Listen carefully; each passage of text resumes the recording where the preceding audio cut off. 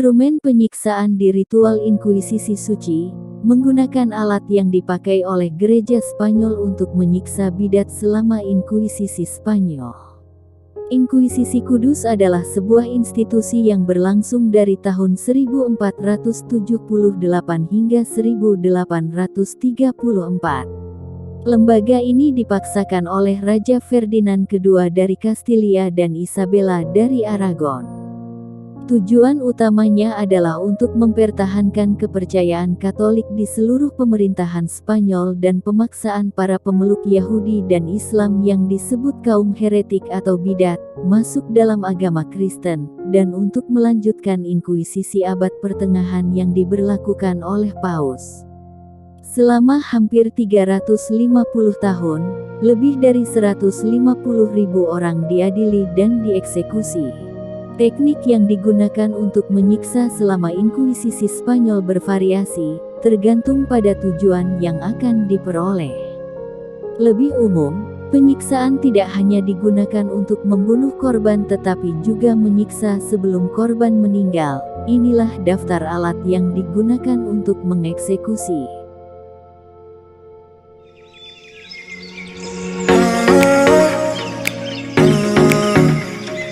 Garrote adalah alat penyiksaan yang dipakai untuk membunuh dengan mencekik korban sampai mati. Alat ini memiliki cukup kekuatan untuk mematahkan leher korban. Garrote digunakan di Spanyol sampai akhirnya dilarang pada tahun 1978, bersamaan dengan hukuman mati.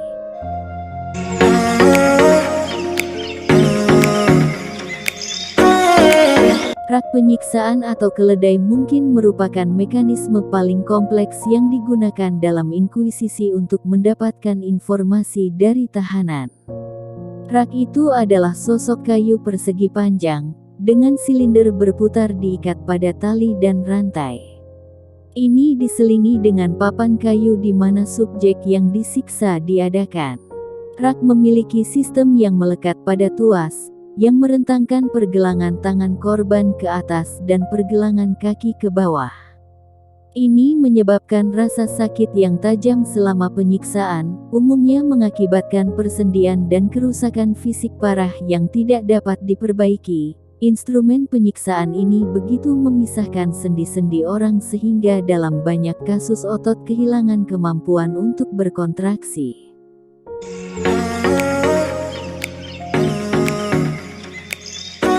Dengan alat ini, korban diikat tangannya di belakang dan mengangkat dengan katrol ke ketinggian yang cukup dan membiarkannya jatuh, tanpa menyentuh tanah. Hukuman dengan alat ini dapat menyebabkan dislokasi ekstremitas atas dengan leher tercekik.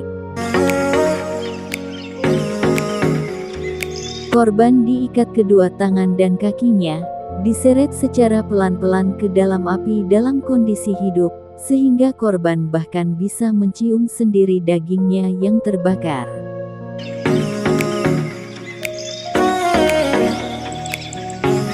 Alat ini terdiri dari 3 atau 4 kaki besi yang di ujungnya diberi besi yang sangat lancip, dan korban akan dijatuhkan dari ketinggian, sehingga tubuh korban akan tertancap pada besi yang lancip itu.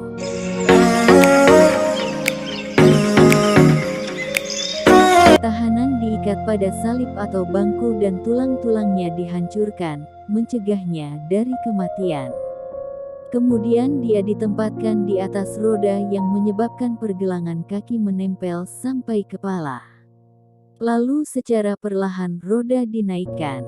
Teknik ini akan mematahkan semua tulang belulang dan akhirnya korban akan mati dengan tulang yang kadang keluar dari tubuhnya.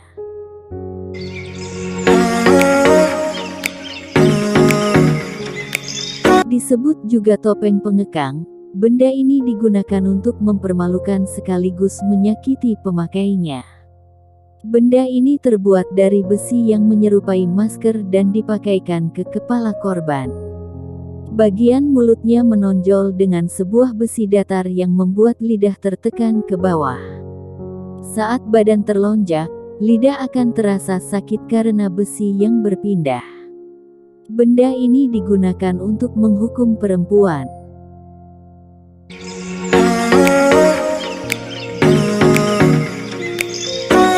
adalah alat penyiksaan serupa garpu.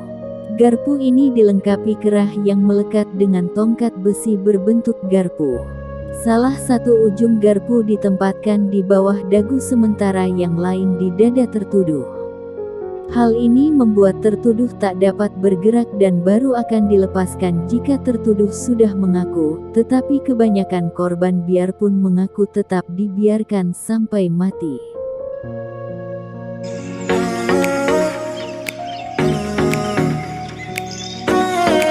Korban akan digantung di udara dengan salah satu ibu jari atau tangan yang digantung, sementara di bawah kakinya terdapat besi runcing. Tali yang mengikat korban akan diturunkan sedikit demi sedikit sehingga korban terpaksa berpijak di besi runcing untuk mencari keseimbangan tubuh, sehingga semakin lama korban makin tidak tahan karena kram di tubuhnya dan jatuh tertancap.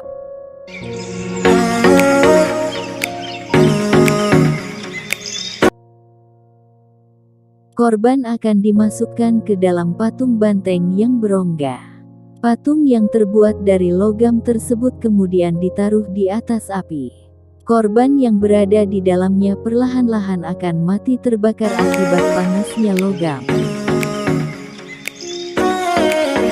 Inilah hukuman paling kejam dan biasanya digunakan pada wanita, baik Yahudi maupun Islam, atau yang mereka tuduh melawan gereja. Korban akan digantung dengan kepala di bawah dan digergaji di selangkangannya sampai badannya terbelah dua. Ketika hubungan antara gereja dengan negara semakin membaik dan bahkan Kristen dijadikan sebagai agama resmi, pada akhirnya segala fasilitas sosial dapat dinikmati oleh pihak gereja dan juga pemimpinnya. Orang-orang Kristen ikut andil dalam pemerintahan dengan menjadi seorang pegawai negeri dan hakim di pengadilan. Para klerus memperoleh martabat sipil. Sejumlah gereja dibangun dengan megah dan mewah. Dan ketika Kristen belum menjadi agama resmi, sebenarnya orang-orang Kristen pernah menikmati hidup dalam dunia kekaisaran, meskipun hanya sekedar menjadi seorang tentara kerajaan. Bapak-bapak gereja seperti Eusebius dan Tertullianus memberikan kesaksiannya bahwa pada akhir abad kedua Masehi, orang-orang Kristen sudah ada yang menjadi tentara di kemiliteran Romawi. Bahkan di dalam pasukan Konstantinus sendiri, terdapat orang-orang Kristen yang menjadi tentara.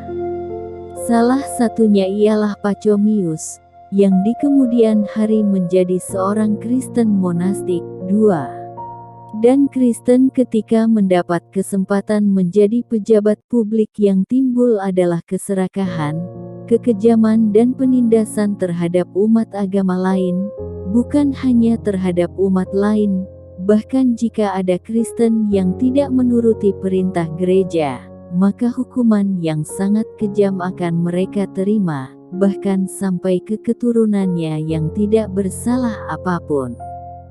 Itulah kenapa akhirnya timbul trauma di tengah masyarakat Eropa atas kekejaman gereja yang mengatasnamakan membawa hukum Tuhan. Kekejaman Kristen masa lampau harus jadi pembelajaran buat kita. Jangan sampai agama Kristen dijadikan sebagai landasan bernegara hukum-hukum kitabnya, karena kekejaman masa lampau bisa jadi akan terulang lagi.